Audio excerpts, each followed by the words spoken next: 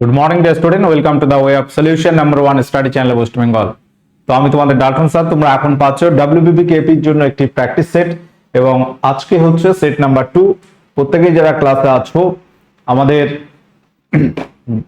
সমস্ত ক্লাস তোমরা আমাদের টেলিগ্রাম গ্রুপে নোটিফিকেশন বা লিংক পেয়ে যাবে যথাসময়ে।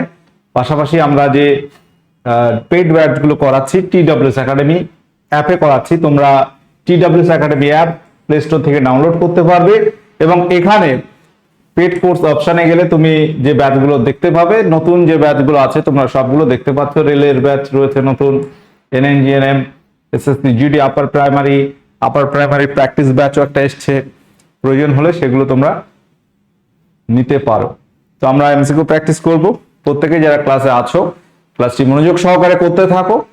বিভিন্ন কোশ্চেন পরীক্ষা আসার মতো আমরা আলোচনা করব। প্রথম প্রশ্ন, ইন্ডিয়া ইন্ডিপেন্ডেন্স লীগ এর সঙ্গে কে জড়িত ছিলেন? কোশ্চেন নাম্বার 1, ইন্ডিয়ান ইন্ডিপেন্ডেন্স লীগের সঙ্গে কে যুক্ত ছিলেন? দেশবন্ধু চিত্তরঞ্জন দাস, মহাদেব গোবিন্দ রানাডে, আনন্দমোহন বোস, রাসবিহারী বোস। কোশ্চেন নাম্বার 1, এখানে সঠিক উত্তর কি হবে বলো প্রত্যেকের?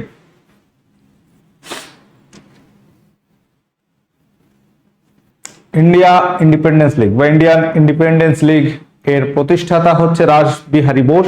অপশন ডি যারা করছো তোমাদের অ্যান্সার সঠিক হয়েছে। এখানে আমরা অপশন ডি সঠিক উত্তর নেব, এবং রাসবিহারী বোস যখন এটি টোকিওতে ছিলেন 1942 সালে এটি প্রতিষ্ঠা করেছিলেন। 1942-এ এটি প্রতিষ্ঠিত হয় টোকিওতে, জাপানের রাজধানী কি? টোকিও। তো এখানে কিছু ইনফরমেশন রয়েছে রাসবিহারী বোস সম্পর্কে। তার জন্ম হয় 25 মে 1886, এবং he founded Indian independence League 1942 during a conference in Tokyo.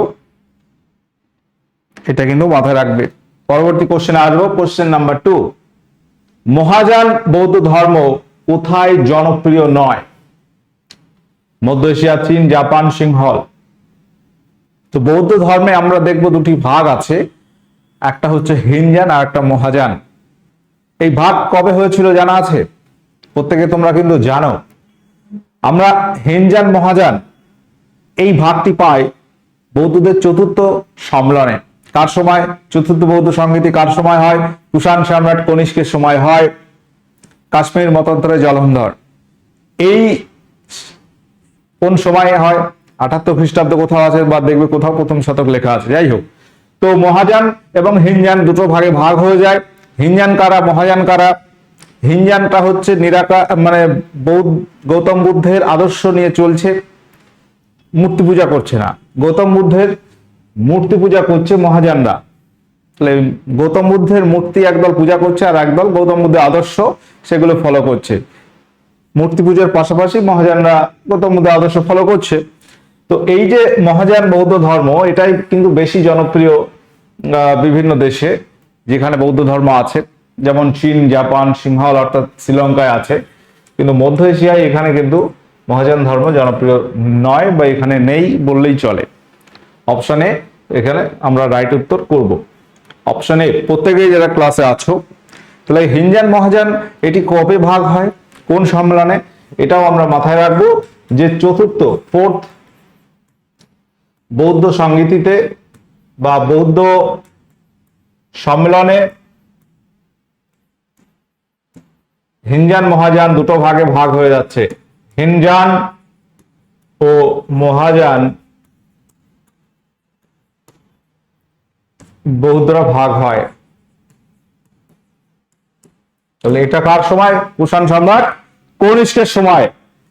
পরবর্তী কোশ্চেন নাম্বার 3, ডেনমার্কের মুদ্রার নাম কি? ডেনমার্ক একটি দেশ, এবং এই দেশের মুদ্রার নাম কি? Rubel, real, Crohn, RAND. Question number 3, এখানে আমরা সঠিক উত্তর কোনটি করব? প্রত্যেকে অ্যান্সার করবে।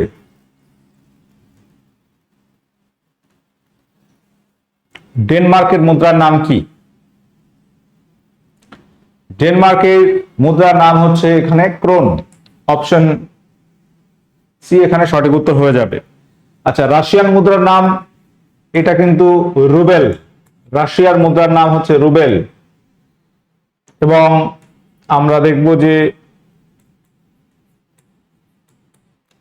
র্যান্ড হচ্ছে দক্ষিণ আফ্রিকার মুদ্রার নাম কি?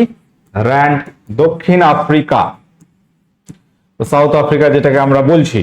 আর রিয়াল মুদ্রা কিন্তু অনেক দেশে আছে, ইরানি রিয়াল আছে, কাতারি রিয়াল আছে, সৌদি আরবের রিয়াল আছে, ঠিক আছে। পরবর্তী কোশ্চেন আমরা আসবো, কোশ্চেন নাম্বার 4। নিম্নলিখিত কোন মানদণ্ডটি মানব উন্নয়ন সূচক গণনা করতে ব্যবহৃত হয় না? কোশ্চেনটা ভালো করে খেয়াল করবে। মানব উন্নয়ন সূচক, হিউম্যান ডেভেলপমেন্ট ইন্ডেক্স, এই ক্ষেত্রে গণনা করা হয় না কোনটি? অপশন এ বলছে আয়ুষ্কাল, অপশন বি মাথাপিছু মোট জাতীয় আয়, অপশন সি বাসস্থানের পারিপার্শ্বিক পরিবেশ, অপশন ডি অধ্যয়নের প্রত্যাশিত বছর। তো এটা তোমরা খেয়াল করো, কি হবে সঠিক উত্তর?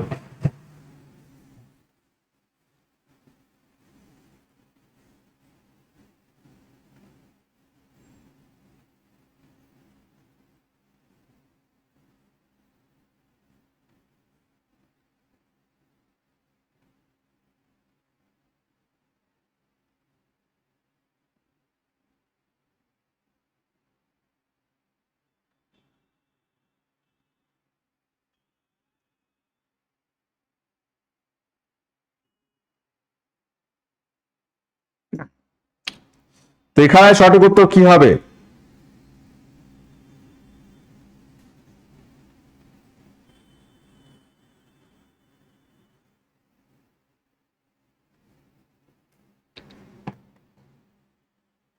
তো এখানে ভালো করে খেয়াল করো, আয়ুষ্কাল মানুষের গড় আয়ু, এটা দেখা যেতে পারে। শিক্ষা, স্বাস্থ্য, এটা অলওয়েজ দেখা হয়। পাশাপাশি মাথাপিছু জাতীয় আয় কত বা কোন বছরে এটা করা হচ্ছে, টাইমটাও ফ্যাক্টর। বাসস্থানের পারিপার্শ্বিক পরিবেশটা এখানে ব্যবহৃত হচ্ছে না। অপশন সি এখানে আমরা সঠিক উত্তর নেব। প্রত্যেকেই যারা ক্লাসে আছো, অপশন সি। তো এইচডিআই, এই যে র্যাঙ্কটা প্রকাশ করে কে বলতো? Human development index.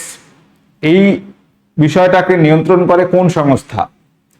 বিশ্বব্যাপী এটা পরিচালনা করে হচ্ছে UNDP, United Nation development programme. ইউএনডিপির হেডকোয়ার্টার কোথায়?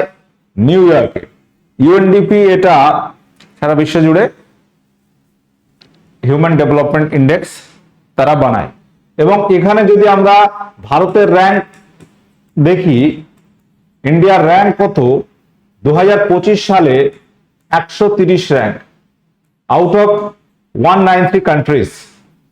130 র্যাঙ্ক হচ্ছে ভারতের 2025-এ, 2025 সালে, অর্থাৎ এটাই লেটেস্ট। 130 নম্বর পজিশনে ভারত আছে 193টি দেশের মধ্যে। হিউম্যান ডেভেলপমেন্ট ইন্ডেক্স এটি কে বানায়? ইউএনডিপি বানাচ্ছে। ইউএনডিপি কে? United Nation development programme. ভারতের বর্তমানে HDI rank, human development index rank, মানব উন্নয়ন সূচক স্থান হচ্ছে 193টি দেশের মধ্যে। পরবর্তী প্রশ্ন আমরা আসবো, কোশ্চেন নাম্বার 5। লতা মঙ্গেশকর বিখ্যাত গায়িকা, ভারতবর্ষের, তিনি ভারতরত্ন প্রাপ্ত একজন গায়িকা। ভারতরত্ন পুরস্কার পেয়েছেন কোন সালে? 1998, 99, 2001, 2002। কোশ্চেন নাম্বার 5, এখানে সঠিক উত্তর কি হবে? হিউম্যান ডেভেলপমেন্ট ইন্ডেক্স তাহলে তোমরা খেয়াল রাখবে, অনেক সময় পরীক্ষা দিয়ে দেয় যে কত র্যাঙ্ক আছে ভারত। তো লতা মঙ্গেশকর তিনি ভারতরত্ন পুরস্কার পেয়েছেন 2001 সালে। এই ধরনের কোশ্চেন কিন্তু পরীক্ষা আসে। লেটেস্ট কয়েক বছরের মধ্যেই আমরা দেখেছি যে অনেকজন ভারতরত্ন পেয়েছে। 2019-এ 3 জন পেয়েছিল, তারপর সম্ভবত 24-এ গিয়ে 5 জনকে দেওয়া হয়। ওটা একটু দেখতে হবে।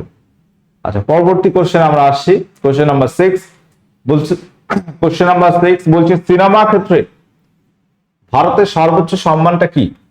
সিনেমা ক্ষেত্রে ভারতের সর্বোচ্চ সম্মান কি?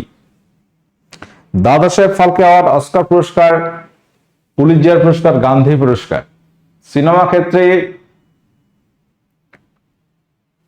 সর্বোচ্চ সম্মান কি? প্রত্যেকে অ্যান্সার করবে। ভারতের সিনেমা জগতে সর্বোচ্চ সম্মান হচ্ছে দাদা সাহেব ফালকে অ্যাওয়ার্ড। অস্কার পুরস্কার বিশ্বব্যাপী ধরা হয় একটা উল্লেখযোগ্য পুরস্কার সিনেমা জগতের, এবং ভারতে হচ্ছে দাদা সাহেব ফালকে অ্যাওয়ার্ড। লেটেস্ট দাদা সাহেব ফালকে অ্যাওয়ার্ড কে পেয়েছেন বলতো? সাউথ ইন্ডিয়ান অ্যাক্টর, কি নাম? তার আগে পেয়েছিল মিঠুন চক্রবর্তী, এবং লাস্ট কে পেয়েছে বলো? লেটেস্ট দাদা সাহেব ফালকে অ্যাওয়ার্ড জিতেছেন কোন অ্যাক্টর? মোহনলাল, তাই তো? আচ্ছা, পরবর্তী কোশ্চেন আসবো, কোশ্চেন নাম্বার 7। রাজ্যের যে পাবলিক সার্ভিস কমিশন রয়েছে, এই কমিশনের সদস্যদের নিযুক্ত করেন কে? নিযুক্ত করেন কে? State public service commission. এই যে পাবলিক সার্ভিস কমিশন, যেটাকে আমরা বলছি পিএসসি,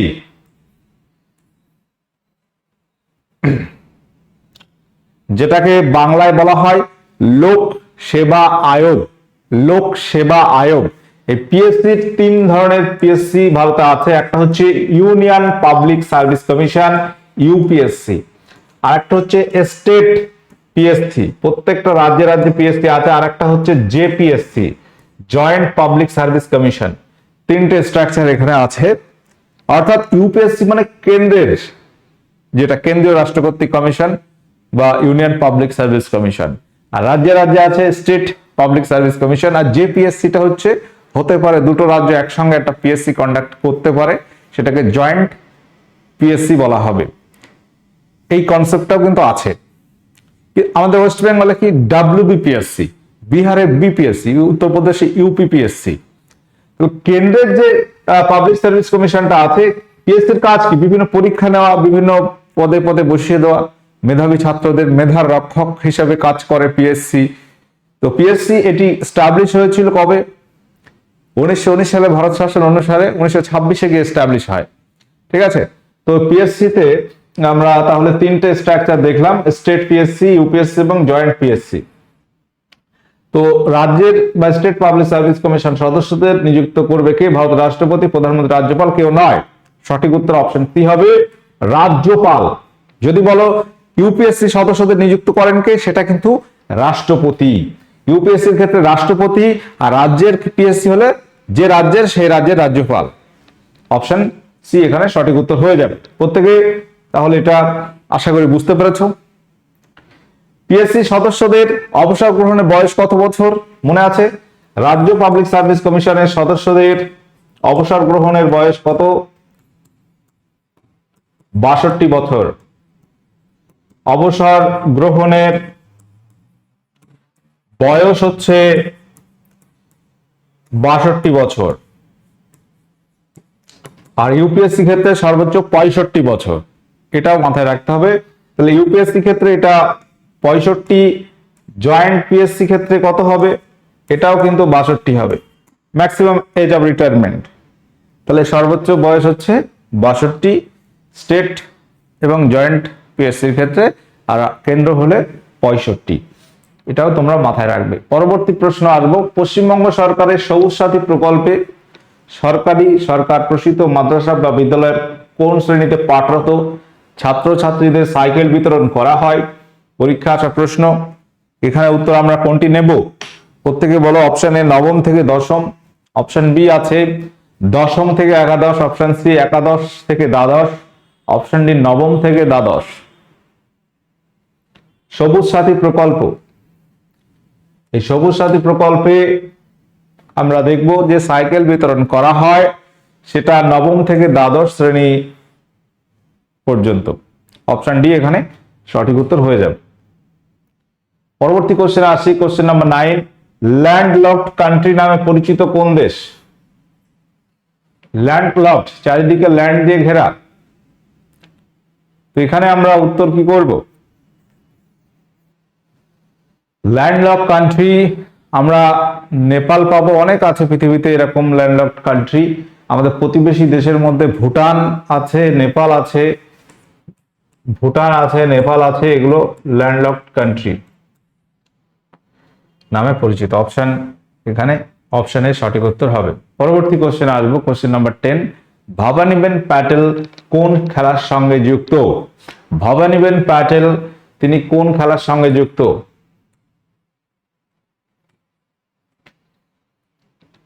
উত্তর কি হবে? হুইল চেয়ার রাগবি, সাঁতার, shooting, table tennis. Question number 10, সঠিক উত্তর আমরা কোনটি নেব?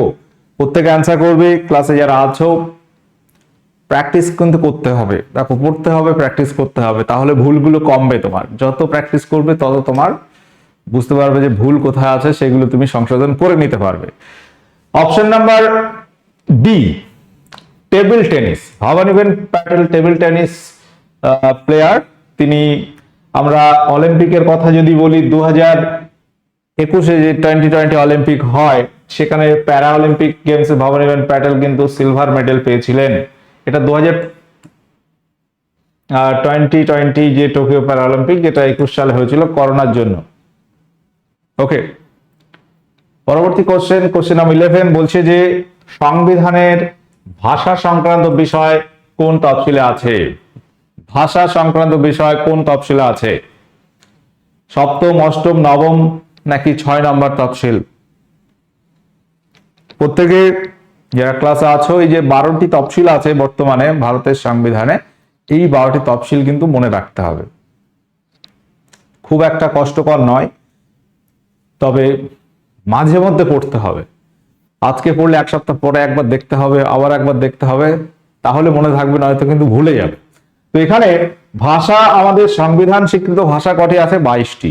22টি ভাষা সংবিধান কর্তৃক স্বীকৃত, এবং এই ভাষা নিয়ে অষ্টম তফসিলে বলা হয়েছে। এটা আমরা মাথায় রাখবো। এবং আমরা দেখব যে প্রথমে ছিল সংবিধানে 14টি ভাষা স্বীকৃত, বর্তমানে 22টি ভাষা আছে, এবং শুরুতে 14টি ভাষা স্বীকৃত ছিল সংবিধান কর্তৃক। পরবর্তীতে আমরা দেখব 21তম সংবিধান সংশোধনীতে, যেটা 1967 সালে হয়, 15তম ভাষা যুক্ত হয়েছিল সিন্ধি। পরবর্তী 71তম সংবিধান সংশোধনী, এটা হয়েছিল 1992 সালে। মণিপুরি, কোঙ্কনি এবং নেপালি, এই 3টি ভাষা যুক্ত হয়। এবং 92তম সংবিধান সংশোধনী, যেটি হয়েছিল 2003 সালে, এখানে 4টি ভাষা সাঁওতালি, মৈথিলি, বোড়ো এবং ডোগরি ভাষা যুক্ত হয়। তাহলে টোটাল 14 থেকে বর্তমানে 22টি আছে, এবং এখানে কিন্তু ইংরাজি ভাষা নেই। ভালো করে মাথায় রাখবে, ইংরাজিটা কিন্তু এই 22টার মধ্যে নেই। ঠিক আছে? তো ভারতবর্ষে একটা ভাষা কমিশন গঠিত হয় 1955 সালে বিজি খারের নেতৃত্বে, এবং ভারতে কিন্তু কোনো সরকারি ভাষা নেই। যেটা আছে দেবনাগরী হরফে। হিন্দি হচ্ছে সরকারি কাজকর্মের ভাষা, অর্থাৎ অফিসিয়াল ল্যাঙ্গুয়েজ। ন্যাশনাল ল্যাঙ্গুয়েজ বলে ভারতে নেই, এটা কিন্তু প্রত্যেকে ক্লিয়ার মনে রাখবে। পাশাপাশি ইংলিশটাকেও প্রিন্সিপাল অফিসিয়াল ল্যাঙ্গুয়েজ হিসেবে স্বীকৃতি দেওয়া হয় পরবর্তীতে। ওকে, পরবর্তী কোশ্চেন আমরা আসবো। কোশ্চেন নাম্বার 12, ডুরান্ড কাপ 2025-এ কোন দল জয়লাভ করলো? 2025 সালে ডুরান্ড কাপ, অর্থাৎ গত বছর। ডুরান্ড কাপ ভারতের প্রাচীনতম ফুটবল প্রতিযোগিতা, এটা আমরা প্রত্যেকে জানি। ডুরান্ড কাপ মানে এটা হচ্ছে ভারতের প্রাচীনতম, ওল্ডেস্ট ফুটবল লিগ, প্রাচীনতম ফুটবল প্রতিযোগিতা, যেটি শুরু হয়েছিল 1888 সালে। 1888-এ শুরু হয় সিমলাতে। এই ডুরান্ড কাপ 2025 সালে চ্যাম্পিয়ন হয়েছে নর্থ ইস্ট ইউনাইটেড। তারা পরপর দুইবার, 23 সাল 24-25-এ জিতলো। পরপর দুবার পেয়ে দুইবারই জিতেছে তারা এখনো পর্যন্ত, এবং তার আগের বছর মোহনবাগান পেয়েছিল 23 সালে, সেটা 24-25 নর্থ ইস্ট ইউনাইটেড, এটা আমরা মাথায় রাখবো। পরবর্তী কোশ্চেন আসবো, কোশ্চেন নাম্বার 13, মন্দাকিনী এবং অলকানন্দা এই দুটি নদী কোথায় মিলিত হয়েছে? মন্দাকিনী এবং অলকানন্দা নদী কোথায় মিলিত হয়েছে? স্থানটার নাম কি? রুদ্রপ্রয়াগ, এলাহাবাদ, দেবপ্রয়াগ, কর্ণপ্রয়াগ। তো পঞ্চপ্রয়াগের নামটা বহুবার ক্লাসে আমি আলোচনা করে থাকি, কারণ এই পঞ্চপ্রয়াগ থেকে অনেক সময় প্রশ্ন আসে, বিভিন্ন নদীর সঙ্গম স্থল, এটা কিন্তু মাথায় রাখতে হবে। তার মধ্যে এখানে মন্দাকিনী এবং অলকানন্দা, আমরা জানি অলকানন্দা এবং ভাগীরথীর মিলিত প্রবাহর নামই হচ্ছে গঙ্গা নদী, এবং অলকানন্দা মন্দাকিনী কোথায় মিলিত হয়েছে এটা প্রশ্ন। অলকানন্দা এবং ভাগীরথী মিলিত হয়েছে দেবপ্রয়াগ, এটা তোমরা অনেকে মনে রাখতে পারো। বাদবাকিগুলো মনে রাখতে হবে। সঠিক উত্তর এখানে হয়ে যাবে রুদ্রপ্রয়াগ, অপশন নাম্বার এ সঠিক উত্তর হয়ে যাবে। কর্ণপ্রয়াগে অলকানন্দা পিণ্ডারী নদী, দেবপ্রয়াগে অলকানন্দা ভাগীরথী, এলাহাবাদে গঙ্গা এবং যমুনা নদী, গঙ্গা নদীর উপনদী, প্রধান উপনদী যমুনা, সেটা মিলিত হয়েছে। তো এখানে প্রত্যেকে যারা আছো লেখা আছে প্রত্যেকটা নদী, পঞ্চপ্রয়াগ এখানে লেখা আছে, অলকানন্দা ধৌলিগঙ্গা এটা মিলিত হয়েছে বিষ্ণুপ্রয়াগ, এবং পঞ্চপ্রয়াগ সবগুলো কিন্তু উত্তরাখণ্ডে। আর গঙ্গা যমুনা এলাহাবাদ যেটা উত্তরপ্রদেশ। পাশাপাশি এখানে তোমরা খেয়াল রাখো যে অলকানন্দার সঙ্গে নন্দাকিনী, এই নন্দাকিনী নন্দপ্রয়াগ এটা মনে রাখা সহজ হবে। নন্দাকিনীর সঙ্গে নন্দপ্রয়াগ এটা তোমরা মনে রাখতে পারবে। অলকানন্দা এবং পিণ্ডার বা পিণ্ডারী নদী কর্ণপ্রয়াগে মিলিত হয়েছে। অলকানন্দা মন্দাকিনী যেটা কোশ্চেনে ছিল, এটাও রুদ্রপ্রয়াগ, এবং অলকানন্দার সঙ্গে ভাগীরথী এর মিলিত প্রবাহ কিন্তু গঙ্গা নামে পরিচিত দেবপ্রয়াগ। এবং এইগুলো অলকানন্দার সঙ্গে ধৌলিগঙ্গা মিলিত হয়ে অলকানন্দা নামটা ছিল।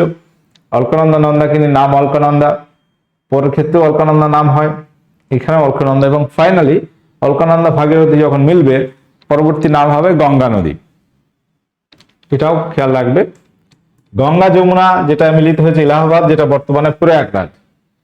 আচ্ছা, পরবর্তী কোশ্চেন নাম্বার 14। ৭৬ মন্বন্তর হয় নিম্নের কোন গভর্নরের সময়? ৭৬ মন্বন্তর এটা সাধারণত বাংলাতে হয়েছিল, বা সেই সময় ভারতবর্ষে একটা দুর্ভিক্ষ হয়, খাদ্য অভাব, পাশাপাশি বিভিন্ন কারণে। এই সময়কালটা কত? ৭৬ মন্বন্তর বলতে কোন সময়কাল? এটা হচ্ছে বাংলা সাল যদি আমরা ধরি, বাংলা সন অনুসারে আমরা যদি ধরি, এটা বাংলা হচ্ছে 1176 সালে এই মন্বন্তরটা হচ্ছে 1176। যেটা তুমি ইংরাজি সন পাচ্ছ, ইংরাজি হচ্ছে তোমার 1770 সাল, 1770 সাল ইংরাজি সালটা হচ্ছে 1770, আর বাংলা 1176 সাল। এবং সেই সময় বাংলার গভর্নর কে ছিল? বাংলার গভর্নর কে ছিলেন? রবার্ট ক্লাইভ, ওয়ারেন হেস্টিং, জন কার্টিয়ার, লর্ড ভেরলস্ট। সঠিক উত্তর অপশন সি হবে, জন কার্টিয়ার এখানে সঠিক উত্তর হয়ে যাবে। এটা কিন্তু মনে রাখবে, পরীক্ষা আসে, কোশ্চেনটি পরীক্ষায় আসে। পরবর্তী কোশ্চেন নাম্বার 15। সেল এর ফুল ফর্ম কি? সেল কথাটির পুরো কথা কি? সেল এর ফুল ফর্ম কি? Steel authority of India limited, security authority of India limited, steel atom of India limited, steel authority of Indian limited. এখানে দুটো একটু চেঞ্জ আছে ভাষাটা, প্রত্যেকে বলতে পারবে এখানে সঠিক উত্তর কি হবে? স্টিল হবে, steel authority of India limited, option number A এটা কিন্তু সঠিক উত্তর আছে। এই সেল কবে গঠিত হয় জানো? এটা গঠিত হয়, সেল এস্টাবলিশ হয়েছে 1973-তে, 1973-এ। Steel authority of India limited ভারতের বিভিন্ন স্টিল প্ল্যান্ট নিয়ন্ত্রক সংস্থা এটি। ওকে, পরবর্তী কোশ্চেন আমরা আসি। কোশ্চেন নাম্বার 16 বলছে নিম্নের কোন সালে মৌলিক কর্তব্য ভারতের সংবিধানে যুক্ত হয়? 1950, 1978, 1976, 2002। তাহলে এখানে সঠিক উত্তর কি হবে?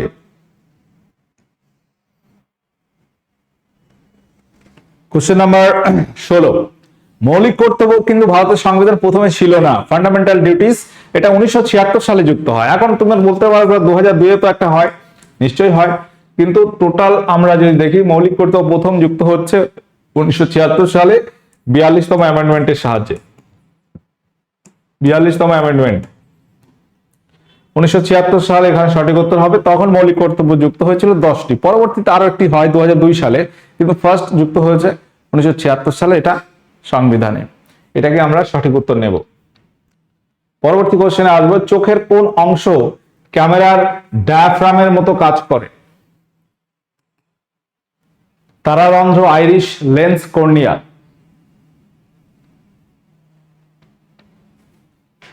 অর্থাৎ এটা হচ্ছে আলো প্রবেশটাকে নিয়ন্ত্রণ করে। তাহলে আমরা সঠিক উত্তর করতে পারি option B, iris. Option B, iris চোখে আলো প্রবেশটা নিয়ন্ত্রণ করে। লেন্সে প্রতিসরণটা হয়। পাশাপাশি আমরা দেখব যে কর্নিয়াটা প্রতিসরক মাধ্যম হিসেবে কাজ করে, রেটিনাতে প্রতিবিম্ব গঠিত হয়। নিচের কোন মৌলটির ভর এবং পারমাণবিক সংখ্যা সমান? Oxygen, nitrogen, hydrogen, xenon. ভর এবং পারমাণবিক সংখ্যা সমান কোনটির?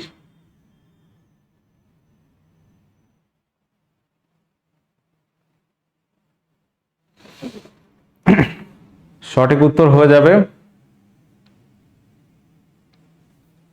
এখানে পারমাণবিক সংখ্যা মানে প্রোটন। প্রোটন এখানে আমরা করতে পারি এবং এখানে উত্তরটা হয়ে যাবে হাইড্রোজেন। সাধারণত জার্মান হাইড্রোজেনটার ক্ষেত্রে বলা হচ্ছে, এখানে আমরা যদি দেখি হাইড্রোজেন একটি আইসোটোপের ক্ষেত্রে হয়, প্রোটিয়ামে এটা হয়। হাইড্রোজেন আইসোটোপ, প্রোটিয়ামের ক্ষেত্রে এটা হতে পারে। প্রোটিয়ামের ক্ষেত্রে আমরা বলি 1H1, কারণ প্রোটন সংখ্যা 1, ভর সংখ্যাটাও 1, ইলেকট্রন থাকে মানে নিউট্রন থাকে না, এই ক্ষেত্রে এটা সমান হয়। ঠিক আছে, কোশ্চেন নাম্বার 18 অপশন সি এখানে সঠিক উত্তর আমরা ধরতে পারি। পরবর্তী কোশ্চেন, নিচের কোন বিজ্ঞানী নিউট্রন আবিষ্কার করেন? কোন বিজ্ঞানী নিউট্রন আবিষ্কার করেন? Chadwick, Rutherford, Thomson, Newton. কোন বিজ্ঞানী নিউট্রন আবিষ্কার করেছেন? তো পরমাণুর তিনটে স্থায়ী কণা আমরা জানি, প্রোটন, ইলেকট্রন এবং neutron. Proton positive, electron negative, neutron নিস্তড়িত। নিউট্রন তুলনামূলক ভারী এবং প্রোটন, নিউট্রন পরমাণুর নিউক্লিয়াসে থাকে। এই নিউট্রন আবিষ্কার হয়েছিল এই দুটোর পরে, সবার শেষে বলা যায়, তিনটির মধ্যে লাস্টে 1932 সালে। এবং স্যাডউইক এখানে সঠিক উত্তর হবে, বিজ্ঞানী স্যাডউইক। আমরা জে থমসন জানি যে ইলেকট্রন আবিষ্কারক, এবং রাদারফোর্ড প্রোটনের আবিষ্কর্তা। রাদারফোর্ড এবং গোল্ডস্টাইন নাম তোমরা প্রোটনের ক্ষেত্রে পাবে। আচ্ছা, পরবর্তী কোশ্চেনে আসি, কোশ্চেন নাম্বার 20। ব্যাঙাচি থেকে পূর্ণাঙ্গ ব্যাঙে পরিণত হতে সাহায্য করে কোন হরমোন? ব্যাঙাচি থেকে পরে পূর্ণাঙ্গ ব্যাঙে সাহায্য করে কোন hormone? Oxytocin, adenosine, thyroxine, ACTH. সঠিক উত্তর এখানে হবে option number C, thyroxine hormone. তো আমাদের যে সমস্ত ব্যাচগুলো চলছে, TWS একাডেমি অ্যাপ খুললে তোমরা এটা দেখতে পাবে। নতুন যে ব্যাচগুলো, রেলের ব্যাচ আছে, NMGNM, WBKP foundation, combined batch, SSC GD, upper primary batch, foundation practice, সব রকম ব্যাচ কিন্তু অ্যাভেলেবেল রয়েছে। আচ্ছা, কোনটি বলো? কোশ্চেন নাম্বার 21, নিচের কোনটি কৃত্রিম বাস্তুতন্ত্র? ধানের জমি, পুকুর, অ্যাকোরিয়াম, জলাভূমি। তো এখানে আমরা যে পয়েন্টটা বলতে পারি, অ্যাকোরিয়ামটা বলতে পারি, এটা কৃত্রিম ভাবে তৈরি করা হয়। অপশন সি এখানে সঠিক উত্তর হবে। পরবর্তী প্রশ্ন, প্রশ্ন নাম্বার 22। কেরোসিন এর প্রতিসরাঙ্ক বলা হয়েছে 1.44, তারপিন তেলের ক্ষেত্রে প্রতিসরাঙ্ক 1.47 এবং জলের প্রতিসরাঙ্ক 1.33 হলে কোন ক্ষেত্রে আলোর বেগ সর্বোচ্চ হবে? অর্থাৎ তিনটে মাধ্যম এখানে বলা হয়েছে, একটা হচ্ছে কেরোসিন, আরেকটি হচ্ছে তারপিন তেল, আরেকটি হচ্ছে জল। এই তিনটি তরল পদার্থ এবং এর মধ্যে দিয়ে আলো যখন পাস করবে, কোন ক্ষেত্রে আলোর বেগটা বেশি হবে? সঠিক উত্তর কি হবে এখানে? অর্থাৎ প্রতিসরাঙ্ক বলে দিয়েছে, প্রতিসরাঙ্ক দেখে তোমাকে আলোর বেগটাকে মেজারমেন্ট করতে হবে। প্রতিসরাঙ্ক যদি বেশি হয় তাহলে বুঝতে হবে সেই মাধ্যমে আলোর বেগটা কম হবে। যেখানে প্রতিসরাঙ্কটা কম সেখানে আলোর বেগ বেশি, অর্থাৎ জলে আমরা বলবো আলোর বেগটা বেশি হয়। নর্মালি আলোর বেগ হচ্ছে শূন্য মাধ্যমে 3 × 10⁸ মিটার পার সেকেন্ড, জলে সেটা 2.25 হয়ে যায়। তারপিন তেলের ক্ষেত্রে আরেকটু কম হবে, কেরোসিনের ক্ষেত্রে তারপিন তেলের থেকে একটু বেশি হবে। তাহলে প্রতিসরাঙ্ক দেখে তুমি কিন্তু নির্ধারণ করতে পারবে। প্রতিসরাঙ্ক যত কম হবে তত মানে একের কাছাকাছি হলে বুঝতে হবে সেটা সমান। প্রতিসরাঙ্ক যদি সমান হয়ে যায় তাহলে কোনো বস্তু, দুটো তরলে যদি প্রতিসরাঙ্ক সমান হয় তাহলে সেখানে কোনো বস্তু রাখলে তুমি আর দেখতে পাবে না। মানে একটা বস্তু প্রতিসরাঙ্ক যদি এমন হয় জলের সঙ্গে সমান, তাহলে জলের মধ্যে রাখলে সেটা তুমি আর দেখতে পাবে না, সেটা একটা আলাদা প্রশ্ন। এখানে প্রতিসারাঙ্ক দেখে আমরা বেগের কথা বলছি। বেগ আমরা তাহলে বুঝবো কিভাবে? আলোর বেগ যে মাধ্যমের প্রতিসারাঙ্ক কম সেখানে বেশি হবে। 1193 সালে দিল্লি জয়ের স্মারক হিসেবে কোন সুলতান কুয়াতুল ইসলাম মসজিদ নির্মাণ করেছিলেন? কুয়াতুল ইসলাম মসজিদ নির্মাণ করেন কোন এখানে শাসক? Option A Mohammad Ghori, option B Qutbuddin Aibak, option C Alauddin Khalji, option D Iltutmish. তো কুয়াতুল ইসলাম মসজিদ এবং আমরা জানি আড়াই দিন কা ঝোপড়া, এগুলো কুতুবুদ্দিন আইবক নির্মিত। অপশন বি এখানে সঠিক উত্তর হবে। পরবর্তী প্রশ্ন, ম্যাগসেসে পুরস্কার প্রদান করে নিম্নের কোন দেশ? রামান ম্যাগসেসেও বলা হয়। এই পুরস্কার দেওয়া হয় 1957 সাল থেকে। সাহিত্য, সাংবাদিকতা বা জনসেবামূলক কাজের জন্য এই পুরস্কার দেওয়া হয় এবং এটি দেয় ফিলিপাইন সরকার। ফিলিপাইন সরকার এটা দিয়ে থাকে। অপশন সি এখানে সঠিক উত্তর হবে। লাস্ট কোশ্চেন, ভারতের সর্বাপেক্ষা প্রাচীন বংশ এর মধ্যে কোনটি? এর মধ্যে সব থেকে নয়, নিচের মধ্যে।